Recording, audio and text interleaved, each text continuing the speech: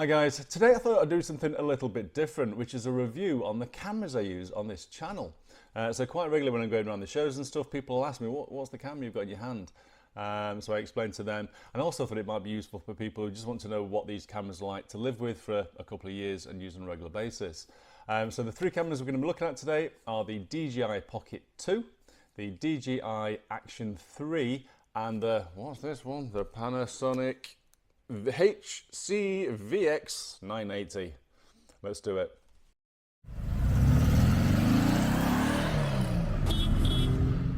Like many people, I started this channel with a mobile phone, so this is a Samsung Galaxy S5, quite an old one now. That's back when you could afford a second-hand Galaxy that started with an S, and it wasn't crazy money. But if you have a decent phone, a lot of them these days do have auto stability in the video, and the cameras are pretty good, so you could get away with that for a little bit of time. Also, you could also connect a mic to your phone, and you can get a manual gimbal, a mechanical gimbal, which actually is the same as the Pocket 2 we're talking on right now, but we'll get into that. So don't dismiss mobile phones for now, but I just want to run through the video cameras I've had in the past and why we moved on. So pretty quickly I upgraded to a camcorder, which is a Panasonic HC-V260, which I assume is now out of production.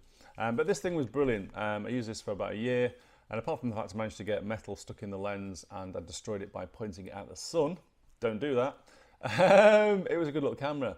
The biggest issue was the focal length was a little bit longer than the camera we're talking about now, by probably about a factor of 2.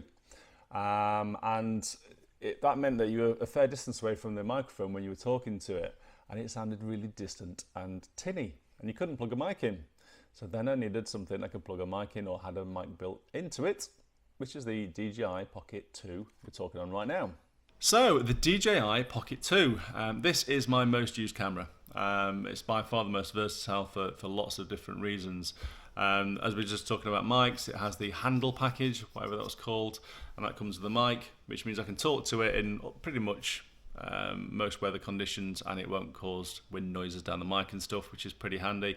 And from a distance, the sound levels, no matter how far the camera is from your face, sounds the same. It does sometimes record a little bit on the quiet side, so you have to turn it up in edit, but other than that, no real complaints about the mic at all with this camera. And the main reason this camera is so versatile is because of its size, which is about the same size as a modern mobile phone, and that's with the extension handle on for the mic as well. So normally it would be a little bit shorter than that. Because it's so small, it means it's really good in the garage for poking around engine bays. So if you're working on something in an engine bay, you can get it in there, you can actually get the camera in, whereas if you have a big thing in your hand, you just can't film it easily. If you're at a car show and you want to film inside a car and the windows are closed but they left a gap, no problem, it pokes in. You can even alter the head, so I'm not sure if you can actually see there, to point wherever you want it. So if you wanted to point it forwards, if you can get that through the hole, you can film inside it. So that's a really handy little feature. Also, when you pop it on a tripod, it can overhang while you're working on. So if I'm working on the bench, I'll have it on the tripod. Tripod's attached here, and it basically overhangs whatever I'm working on. So it makes it easy to film things from above. So the gimbal. Now, this has got a gimbal on it, on the camera, and it always stays level no matter where you point it. So no matter which way you go, the head stays level. And that's superb. If you're using this as a video camera for video logs and stuff, walking towards the camera, walking away from the camera with it in your hand, the image is beautiful. It's like it's floating along. Absolutely superb, and I can't recommend it enough for that. There is a disadvantage to the mechanics and the electronics in this, however, which doesn't work very well. So if you're at a car show and you pan across, so if you effectively pan across an area like that, the video jumps. Now I'm not entirely sure why that is, so it kind of films a section and then they have a jump, and you can see the head kind of trying to catch up. So at some point the electronics and the head seem to get out of sync a little bit, and you have a small fractional jump in the video. Now I bought some software to take that out, a smoothing software in post edit, and it didn't work. So when I got in contact with the company and said it's not working, I sent them a copy of the file because they wanted to investigate, and it turns out it's not because it's an issue in terms of jerkiness or anything, it's actually missing a frame. So, don't know. But if that's what you're planning on doing, panning around with it, not the camera for you. In terms of angle, it's kind of a wide angle, but it's not a fisheye look. So you do get a wider angle than the standard camcorder, but it's nice. And the colours I think are pretty natural, so they're enhanced slightly. There's a bit more contrast turned up on them, but they do look pretty nice, I think. So this is a general good all-round look, I think. One little niggle is battery life. So the battery on this lasts about an hour of continuous use. It's a couple of years old, so it's had plenty of hammer, but the battery life is certainly less on this than the other two cameras. And it's a little bit fussy about charging, so sometimes it doesn't fully charge and it says it has, which is a bit strange. And if you plug in a charge cable, you then can't use the mic. For whatever reason, the mic stops working. So if you're trying to film with it plugged in charging and use the mic at the same time, you can't, which is a little bit silly. Another little niggle with this particular camera is it's a little bit fussy about the video card you put in there. So the official one you're supposed to use is SanDisk Extreme 128 gig. Because I've tried various different cards in it and they've failed, so it kind of stops recording after a little while. It's almost like it's got backed up. It means you're kind of limited by the size of the card you can use. So 128 gig one that's in this is the max you can put in it reliably by, or how it, at least it seems that way. So I've tried bigger ones, I've tried smaller ones, I've tried different versions. This one works really well, never failed on this particular card, but most other cards I've used in this haven't worked. So you have to stick to the recommended data cards, and they're listed on the DJI website for this particular camera. The Pocket 2 also comes with a case, which protects the head nicely, so if it's in your pocket or whatever, that works really well. It has a tripod which is attached, which you can take off if you just want to stand it up quickly. It did, however, have some accessories inside there which kind of attach on the back. There was a fisheye lens and a couple of plugs to go to your phone and stuff, and they've all fallen out and got lost. So that is a stupid idea, DJI. I don't know what you were thinking there, because they don't stay in there and they all get lost, as they have. The only last niggle is when you put it in the pocket, the power button's there and it's really easy to press. So if you put it in that way around, you'll end up turning it on in your hand or your pocket, and then the gimbal protection will kick in. So you have to kind of put it in, which I think is the wrong way around, but as long as your power button's on the inside, you're pretty safe.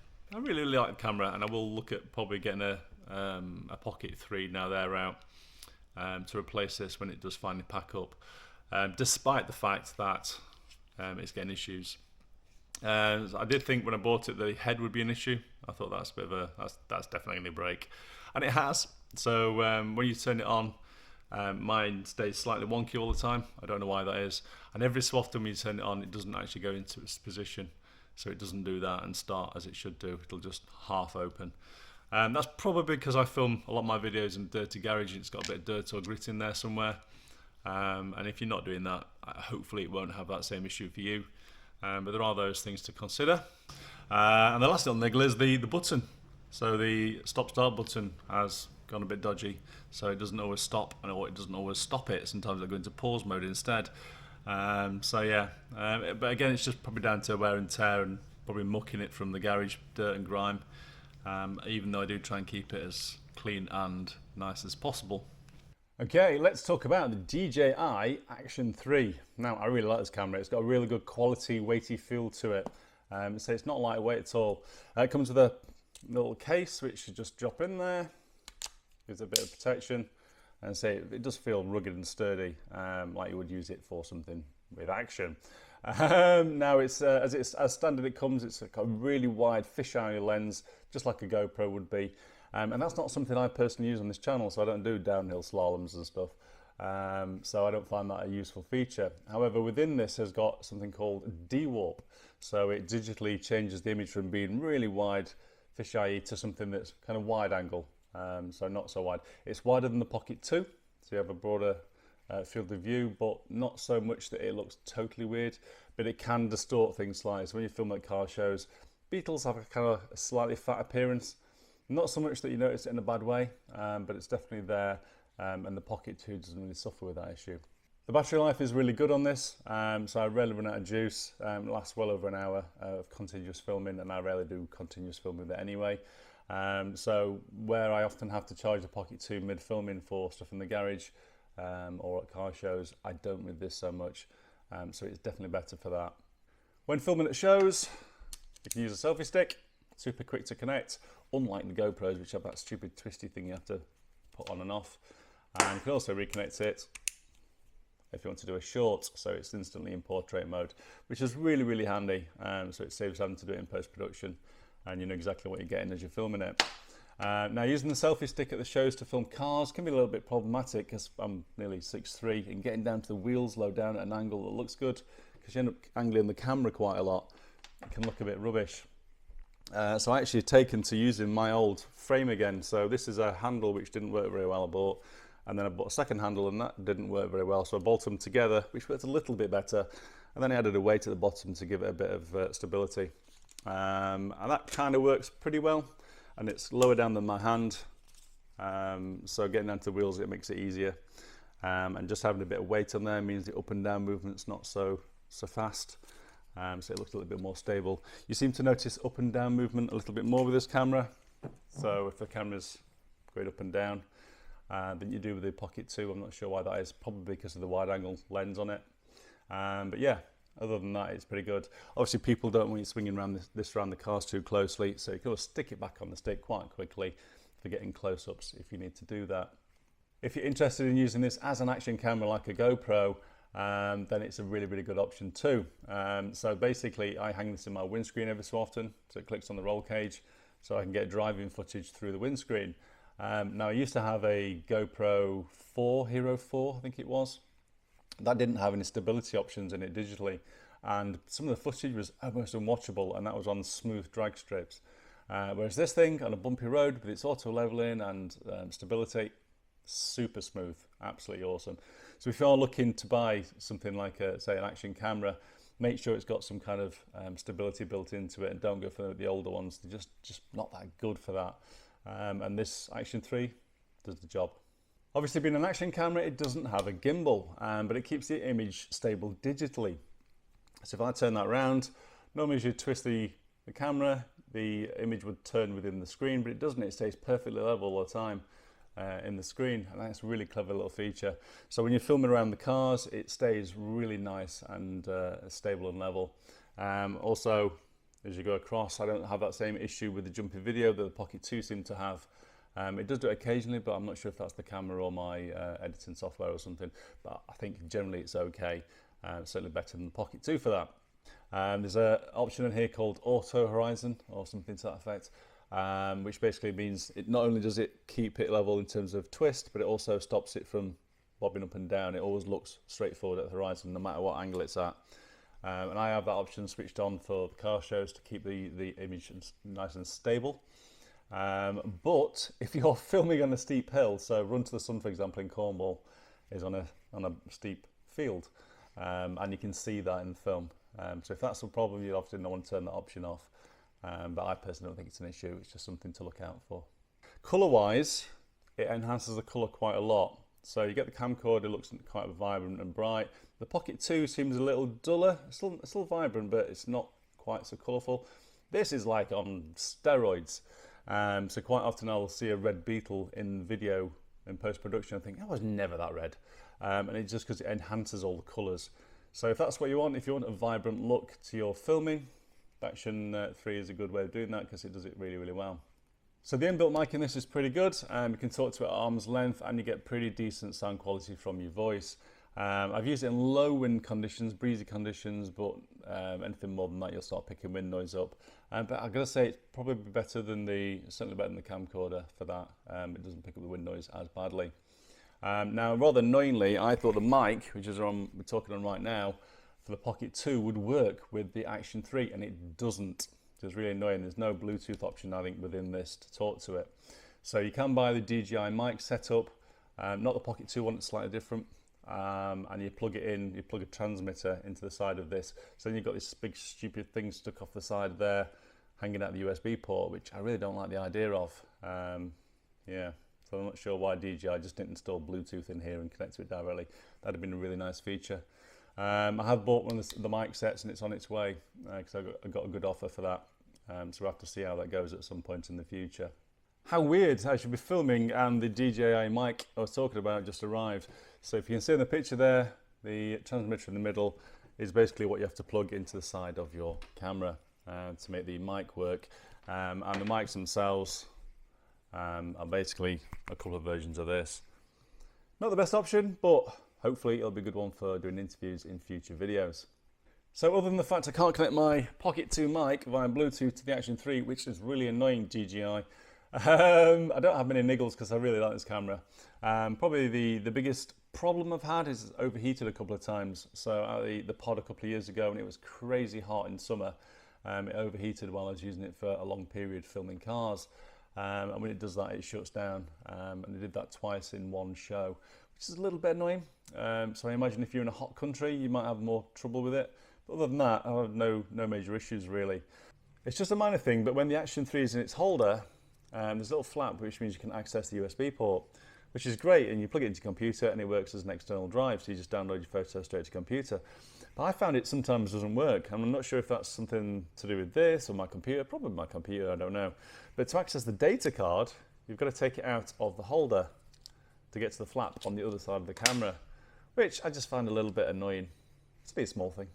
Okay, the Panasonic HC-VX980. Now, I think this is actually an old model, and I think it's out of production, but there's a couple of new ones which replace it. I bought this one because of the limitations of the Action cameras.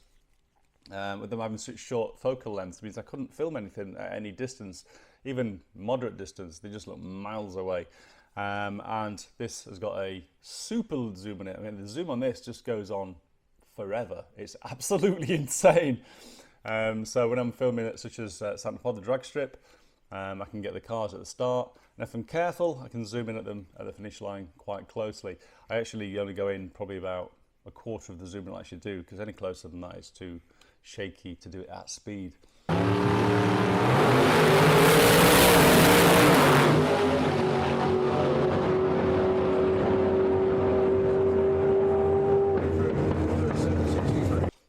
The quality of the video is absolutely superb. It looks really natural, and if that's what you want, if you want it in real life on camera, then the Panasonic is where you're going with that one. It just looks as it does to your eyes. It's really, really good. Now this one does have some stability features to it. Now I believe it both has a gimbal inside the lens, which is probably why it's such a big beast. I mean, if you compare it to the old one, it's just humongous. You can take the cover off, but it works really well in the sun with it on, so I always tend to leave it. But there's a kind of auto leveling lens in there, and I believe it also does something digitally as well, but not to the extent of either DJI cameras. It's nowhere near like that. Because of the two, I don't know how it works exactly, but it does a little delayed, so sometimes you can turn and the picture will keep turning for a little while longer, which can be a little bit frustrating until you get used to it. So it's not perfect in that sense, but when you compare the images from this compared to the original one in terms of how much they shake, different level. It's way, way better, it really is. And you need something like that when you're zooming in 2 miles away, because that village I just showed you on the picture is literally 2 miles away from my house. And that's how far away you can zoom into it. It's absolutely nuts. Now, I don't actually have the ability to process video in 4K because my computers are too old. However, this was the cheapest entry-level 4K video camera as well. So in future, when I get an upgrading computer, hopefully I'll start making videos in really high resolution, which is not something I've been able to do right now. It's always been in 1080. But say, for the price for a 4K camera, it was a really good option. And I believe there are a couple of replacements for this camera now, which are slightly updated, look very, very similar. So you can get the same thing effectively, just with a slightly blingier package. Downsides wise, size obviously, but it feels a bit, it don't feel like it's an expensive camera. It feels a bit plasticky. It feels like it's empty. I'm not sure if that's because of the big gimbal inside there or something, but it doesn't have the same, I don't know, that actually feels better. I don't know why. So I don't think it feels that great a quality. It's just a big chunk of plastic. But I've never had any issues with it at all. I've not used it as much as the other cameras by a long shot. Obviously with the focal length, it means you can't do things in the garage with it as easily and stuff, so it has its limitations. But I have taken it to the beach and filmed on the beach with it, and it's superb on the beach, filming the family and stuff and the kids. So for that sort of thing, it works really, really well because it tends to be a bit further away. So yeah, if you're looking for something that is the film at distance, then I can't recommend this enough. In terms of the mic, it's obviously got the inbuilt mic, which is pretty good, similar to the Action 3. So you can use it in low breeze conditions, but any more than that, you start picking wind noise up. But it's super clear. It sounds really, really good and very natural again. I'm quite impressed by that generally. You can plug a mic into it. So that would go into the mic plug socket here. There's a little jack socket. However, you got to note that the mic for this camera, and I suspect other Panasonic cameras, has to be powered. So there has to be a power source in the mic itself to go into this. So this doesn't provide power to any mics itself, and they won't work unless they have their own battery. But other than that, it's a really handy, quick to use package. In terms of faults, I've had no issues at all with it so far. I've not used it as much as the DJI stuff by a long shot, because I tend to use it for the race videos and stuff, which are less common on my channel. I suspect that the automatic opening lens cover could be an issue in future. I suspect I can open this at some point and that won't open at all. On the original one, it was manual, so you're kind of guaranteed it was going to open and close when you needed it to, whereas this one's electronic and it does it by itself. So they just added a complication there, I think, but so far, so good. The SD card is located underneath the Panasonic in a SD card holder. I quite like these because they're easy to handle rather than trying to pick the little ones out with my chubby fingers. Now I've tried multiple SD cards in the Panasonic and it's had no trouble with any of them. It's worked fine with all of them. I've no data overruns or anything like that at all. So it doesn't seem that fussy about what data card you use. I always try to use the best quality ones I can, but they've all worked. That may change in 4K in the future, but I guess time will tell. So just for reference, this is how the DJI Pocket 2 sounds, and it's about 2 foot away from my face. This, however, is how the DJI Action 3 sounds, and it's a little bit closer than that. And over there in the distance, although it probably doesn't look it to you, is the Panasonic. And this is what it sounds like, again, without a microphone. I've reconnected the mic for sound quality on the Pocket 2, and I just want to show you how far away you have to be from the subject you're filming. So right now you're filming me, and I am about 18 inches away from the Pocket 2. The Action 3 is about 16, so it's a couple of inches closer. And the Panasonic right over there, which probably looks closer than all of them, is a massive 27, 28 inches away.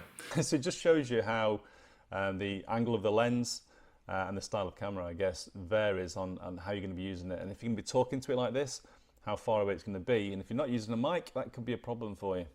So hopefully this will help you if you're looking at buying one of these cameras. It'll probably be second hand now because they're all slightly older models. So it's not meant to be an up-to-date review, it's just how they are to live with. And also it kind of shows you potentially what faults to look out for if you're looking at buying one second hand, because they all have their own little niggles. But generally they've all been really good cameras and they have their own uses, all slightly different use for different reasons. And this video hopefully will demonstrate, depending what you do on, for example, your YouTube channel, which one you might want to go for. Certainly the Pocket 2, which I'm talking on right now, is by far the most versatile and the most unreliable and annoying. So you kind of take your choices, I guess. But it's been so useful, even though it's had those faults, I will still be considering a Pocket 3 or possibly wait for a Pocket 4 in the future. Because as I say, it's just, I can use it for all sorts. And the other two cameras, I'm hoping they're going to last me some time. They'll not be something I need to replace because I don't use as often. And they have a slightly more reduced use case. So obviously the big camera is for distance stuff and the GoPro for GoPro kind of stuff and filming around car shows and stuff. But every day in the garage, in the dust and dirt, is my gimbal Pocket 2, which I use a lot. Hope that helps, guys. Take care. Bye-bye.